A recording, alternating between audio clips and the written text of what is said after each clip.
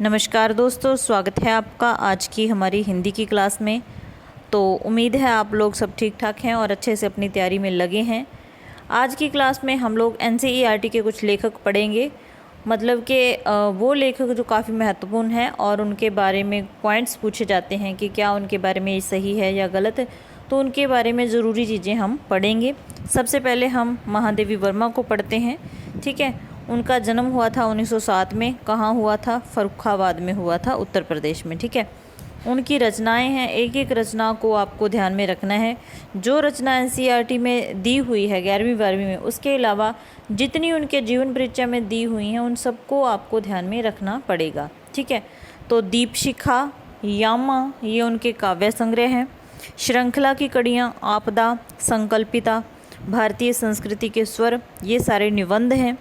अतीत के चलचित्र, स्मृति की रेखाएं, पथ के साथी, मेरा परिवार, ये संस्मरण और रेखाचित्र हैं। इसमें से पथ के साथी संस्मरण है, ठीक है।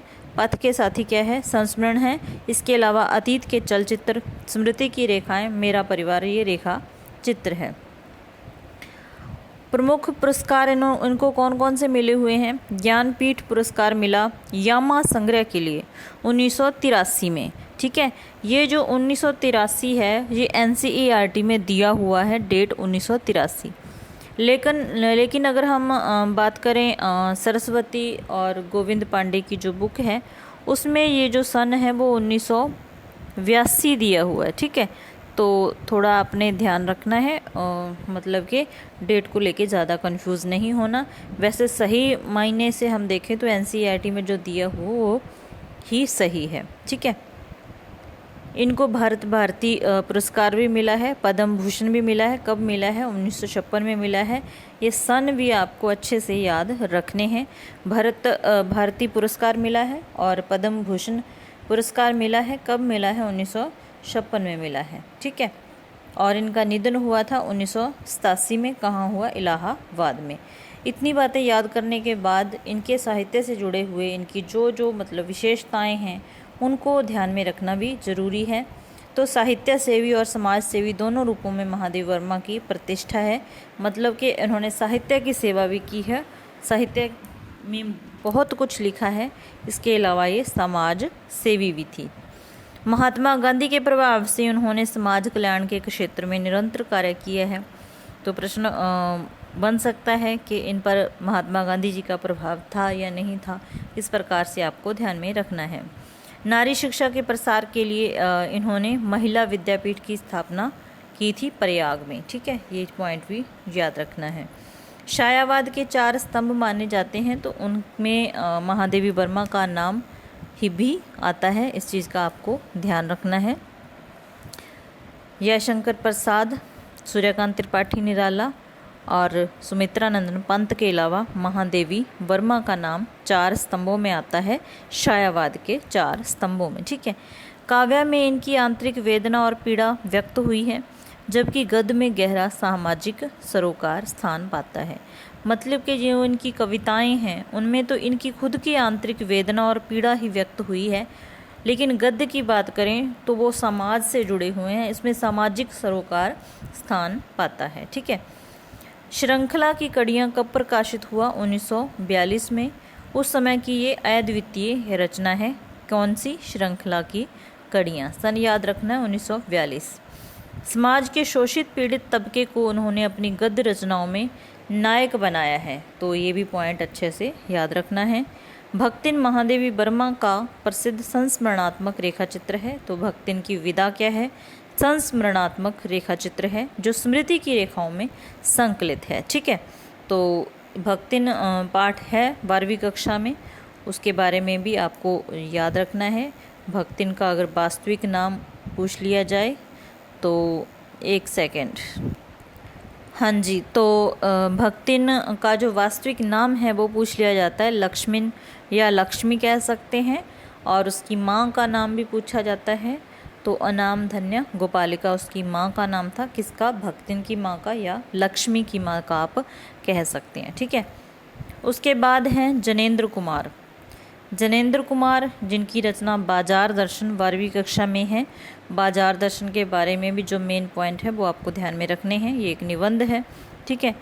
इनका जन्म हुआ था 1905 में। कहाँ हुआ? अलीगढ़, उत्तर प्रदेश में हुआ।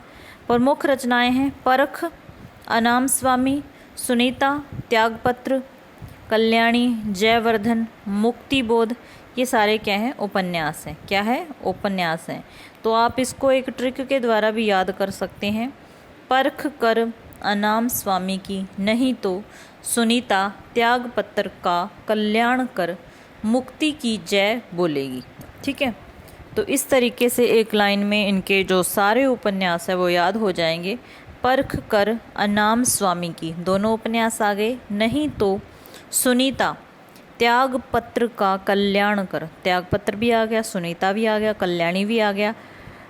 कल्याण कर मुक्ति की जय बोलेगी, तो मुक्तिबोध आ गया और जयवर्धन आ गया, ठीक है। उसके बाद इनकी कहानी संग्रह है इनके वातायन, एक रात, दो चिड़ियाँ, चिड़ियाँ हैं यहाँ पर, फांसी, नीलम देश की राजकन्या और पाजेब। इनको भी आप ट्रिक के द्वारा याद रख सकते हैं। सॉरी, दो चिड़ियाँ बातें कर रही थी कि नीलम देश की राजकन्या को पाजेब चुराने के कारण फांसी दे दी गई है। दो चिड़ियाँ बातें कर रही थी, एक रात बातें कर रही थी कि नीलम देश की राजकन्या को पाजेब चुराने के कारण फांसी दे दी गई है। तो सारे कहानी संग्रह आपको याद हो जाएंगे। उसके बाद आते हैं प्रस्तुत प्रश्न, जड़ की बात, पूर्वोदय, साहित्य का श्रेय और प्रेय, सोच विचार, समय और हम। ये सारे निबंध संग्रह हैं। कुछ ज़्यादा हैं ये, ठीक है। मतलब कि कई बार कोई चीज़ें याद नहीं रहती, ये संख्या में ज़्यादा हैं, तो इसीलिए आप ट्रिक का सहारा ले सकते हैं। अगर निबंध संग्रह याद करने हो तो आप ऐसे याद कर सकते हैं। बात की जड़ ये है, बात की जड़, यहाँ पर जड़ की बात है, आपने कर लेना है। बात की जड़ ये है कि पूर्वोदय के समय हम, पूर्वोदय के समय हम, समय और हम आ गया, ठीक है। प्रस्तुत प्रश्न आ गया, ठीक है।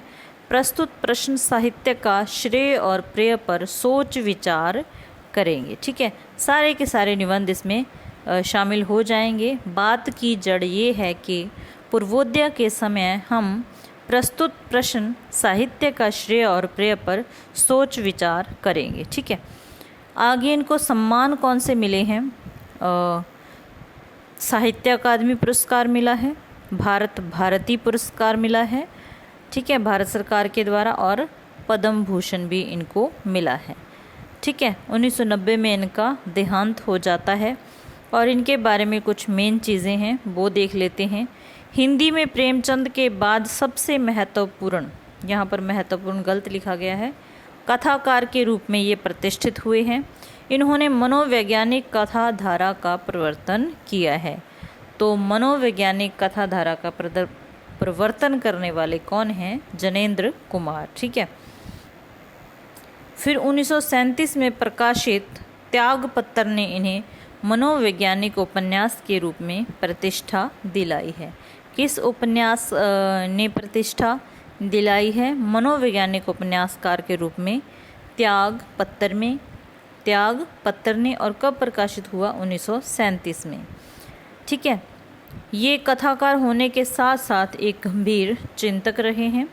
वह गांधीवादी चिंतन दृष्टि भी रखते थे। मतलब कि अगर पूछा है तो गांधी का प्रभाव जनेंद्र कुमार पर भी था और महादेवी वर्मा पर भी था। बाजार दर्शन जनेंद्र कुमार का एक महत्वपूर्ण निबंध है, ठीक है। उसके बाद आ जाते हैं धर्मवीर भारती। इनका जन्म हुआ 1926 में। सारे 1900 वाले सन के चल रहे हैं, तो इस तरीके से आपको याद भी रह जाएंगे। सीक्वेंस में आप थोड़ा याद करने की कोशिश कर लेना, ठीक है। कनुप्रिया, 7 गीत वर्ष, ठंडा लोहा, ये कविता संग्रह है। कनुप्रिया, 7 गीत, ठंडा लोहा, ठीक है, 7 गीत वर्ष और ठंडा लोहा। बंद गली का आखिरी मकान, ये सारे बंद गली का आखिरी मकान, ये हो गया कहानी संग्रह। सूरज का 7वां घोड़ा, गुनाहों का देवता, ये उपन्यास है। अंधा युग एक गीति नाटक है, अंधा युग की विदा पूछ ली जाती है तो एक गीति नाटक है। पश्यंती कहानी, अनकहनी, मानव मूल्य और साहित्य, ठेले पर हिमालय, ये सारे निबंध संग्रह हैं। ठीक है, उसके बाद इनको सम्मान मिले हैं, पद्मश्री, व्यास सम्मान साहित्य के, कई अन्य भी इनको पुरस्कार मिले हुए हैं। तो 1997 में इनका देहांत हो जाता है।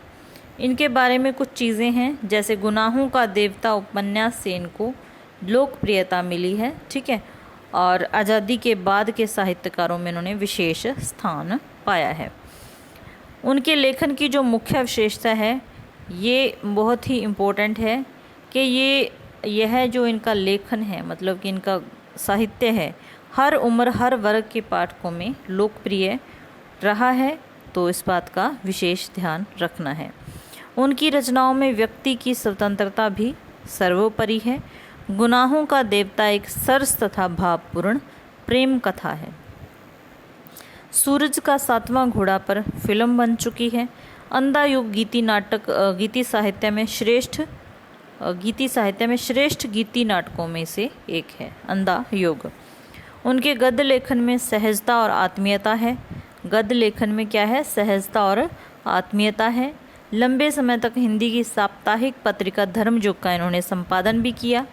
काले मेघा पानी दे जो एक संस्मरण है, वही 12वीं कक्षा में लगा हुआ है। ठीक है, लोग इसमें जो मेन इसका जो है वो क्या है, मेन इसमें जो भाव आए हैं, मतलब कि जिस समस्या पर चर्चा हुई है वो कौन सी है? लोक प्रचलित विश्वास और विज्ञान के द्वंद्व का सुंदर चित्रण। ये 1-2 पॉइंट बहुत ही इम्पोर्टेंट है, तो ध्यान रखना है, यही पॉइंट पेपर में पूछे जाते हैं। आगे आ जाते हैं फणीश्वर नाथ रेणु, जिनका जन्म हुआ 4 मार्च 1921 में। कहाँ हुआ? आरोही हिंगना में, जिला पूर्णिया, बिहार में। तो इनका जन्म भी पूछ लिया जाता है, अच्छे से याद रखना है। रचनाएं कौन सी हैं? मैला आंचल, परती परी कथा, दीर्घ तपा, जुलूस, कितने चौराहे, ये सारे उपन्यास हैं। ठीक है, ठुमरी, अग्निखोर, आदिम रात्रि की महक, एक श्रावणी दोपहर की धूप, ये कहानी संग्रह है। ऋण जल धन जल, वन तुलसी की गंध, श्रुत अश्रुत, पूर्व, ये संस्मरण हो गए। नेपाली कथा रिपोर्टार्ज हैं तथा रेणु रचनावली जो कि 5 खंडों में संकलित हैं। ठीक है, उसके बाद इनका जो निधन है वो हुआ 11 अप्रैल 1977 में। हिंदी साहित्य में आंचलिक उपन्यासकार के रूप में प्रतिष्ठित कथाकार हैं कौन? फणीश्वर नाथ रेणु। ठीक है, तो ये आंचलिक उपन्यासकार हैं। राजनीतिक एवं सामाजिक आंदोलनों में भी ये सक्रिय रहे हैं। उनका बहुचर्चित आंचलिक उपन्यास कौन सा है? मैला आंचल। प्रकाशित कब हुआ था? ये 1954 में ये प्रकाशित हुआ, इसका भी आपको ध्यान रखना है। पहलवान की ढोलक इनकी कहानी है जो 12वीं में है। ठीक है, रेणु जी ने गद्य में संगीत पैदा कर दिया। इनकी जो मेन बात है यहाँ पर ध्यान रखना है कि ये एक ऐसे गद्यकार हैं जिन्होंने गद्य में भी संगीत पैदा कर दिया। तो हमने 4 लेखकों के बारे में जितने भी इम्पोर्टेंट पॉइंट्स थे वो कवर करने की कोशिश की है। उम्मीद है आपको क्लास हेल्पफुल लगेगी, आपकी रिवीजन हो जाएगी। अच्छी लगी तो लाइक कर देना और चैनल पर नए हो तो चैनल को सब्सक्राइब कर लेना। मिलते हैं फिर नेक्स्ट वीडियो में। धन्यवाद।